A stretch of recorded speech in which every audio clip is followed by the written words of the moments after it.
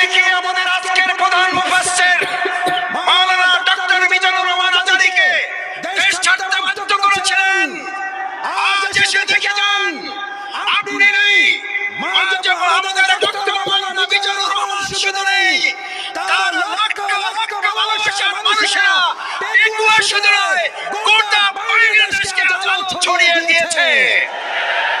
আপনারা সাইদি সাহেবকে হত্যা করেছেন, এক সাইদির উপস্থিতিতে লক্ষ সাইদি আমাদের তৈরি হয়ে কোরআনের দাওয়াত পৌঁছে দিচ্ছে।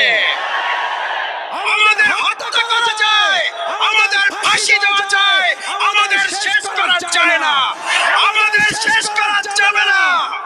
আসসালামু আলাইকুম ওয়া রাহমাতুল্লাহি ওয়া বারাকাতুহু। আপনারা কেমন আছেন সবাই? আপনারা